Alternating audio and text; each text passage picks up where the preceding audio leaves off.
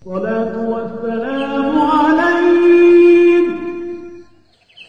pada hakikatnya ujung-ujungnya kalau kau tidak bertawakul kau rugi. Karena ujung-ujungnya manusia yang tadinya nggak mau pakai tawakal, nanti kalau ada sesuatu yang susah kembalinya ke Allah. Jadi lebih baik dari pertama kau sudah tawakul. Ada orang yang mengandalkan kelihayannya, nggak bisa, saya nggak perlu tawakul. Saya ini orang cerdas, bikin gini, saya akan dapat hasilnya, akan dapat uangnya. Dia mengandalkan kekuatan dia, kecerdasan dia, nggak mau bertawakal kepada Allah. Akhirnya dia melakukan pekerjaan yang dia lakukan dengan teliti dan lain sebagainya. Tanpa disangka-sangka ada yang menghambat, ada perkara yang menghambat pekerjaannya dan dia nggak bisa lari daripada itu dan nggak tahu jalan keluarnya. Ujung-ujungnya kemana? Balik lagi ke Allah. Ya Rabb, sukseskan pekerjaan saya. Ya Rabb, mintanya sama Allah Subhanahu Wa Taala. Makanya manusia selain berikhtiar, maka hatinya diperintahkan untuk tawakul kepada Allah. Lah kalau hasilnya nggak sesuai yang saya inginkan, berarti nggak baik buat kau.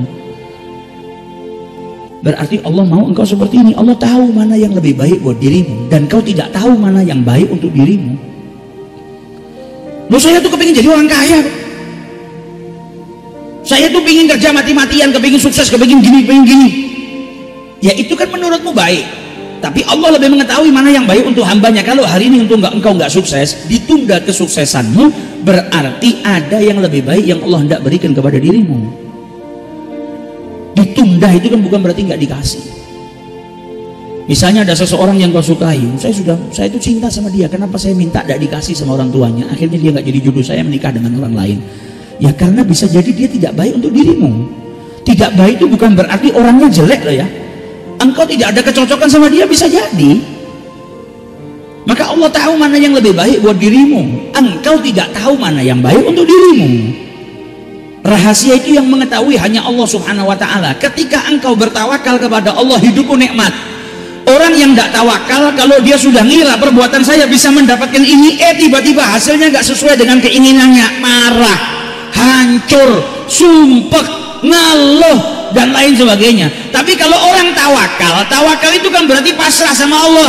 Kalau berhasil sesuai dengan keinginan saya, yaitu baik buat saya, karena Allah tahu ini yang terbaik buat saya, maka dikabulkan. Kalau nggak baik, saya nggak dapatkan sesuai dengan hasil yang saya inginkan, berarti itu nggak baik buat saya, dan Allah tahu mana yang terbaik buat saya. Berarti apapun hasilnya itu baik, apapun hasilnya itu kehendak Allah dan itu baik buat saya. Nggak ada sumpah.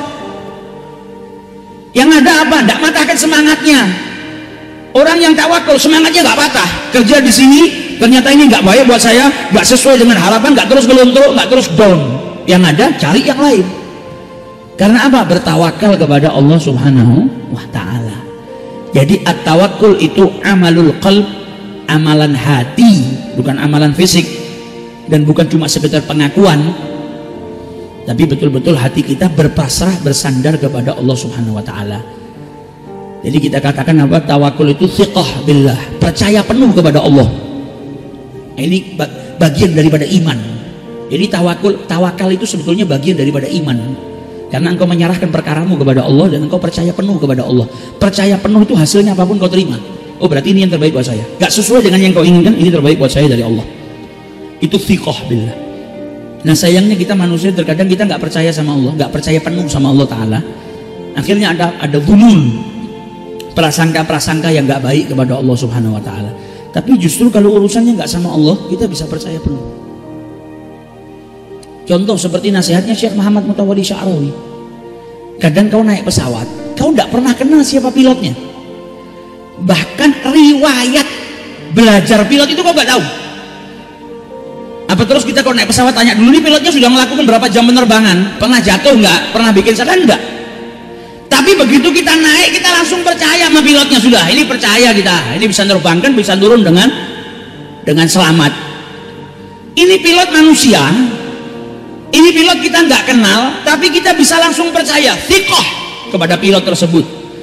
Tapi justru sama Allah Ta'ala yang nyiptakan kita, yang rezeki ada di tangannya, yang ngasih kita sehat dan sakit, yang ngatur seluruh perkara kita nggak pernah percaya totalitas sama Allah Ta'ala. Baik ini orang ini kok, kan? Akhirnya kalau nggak tawakul, ada angan-angan, kalau sampai tadi saya coba saya gini ya, kalau gini nanti jadinya gini, ini nggak berhasil gara-gara gini. Kau mau gini, kalau Allah nggak menghendaki kau dapat, ya nggak dapat.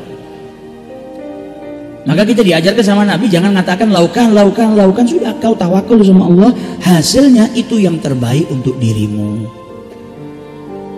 Kau pingin pergi kemana tahun ini misalnya, berapa banyak orang, sebetulnya pelajaran di sekeliling kita itu banyak ya. Ada orang mau pergi nggak jadi, dia tawakal sama Allah, akhirnya nggak jadi, dia nerima. Sebetulnya itu pelajaran buat kita. Terkadang orang itu nggak jadi pergi, ternyata apa, tempat atau kendaraan yang ditunggangi sama dia akhirnya kecelakaan, dia diselamatkan sama Allah Ta'ala. Di balik itu semua pasti ada hikmah besar. Jadi Allah nggak tidak memberikan apapun kepada kita kecuali ada hikmahnya. Engkau sedang diberikan kebaikan sama Allah yang mungkin kau nggak tahu, gambarannya mungkin tidak seperti yang kau anggap baik. Lawang saya sudah berjuang gini kok nggak dapat ya. Kita ngiranya, zahirnya itu kita ngira ini kenapa kok nggak dikasih. Tapi padahal di balik itu semua kita tidak mengetahui ilmu yang justru itu sebetulnya baik buat kita.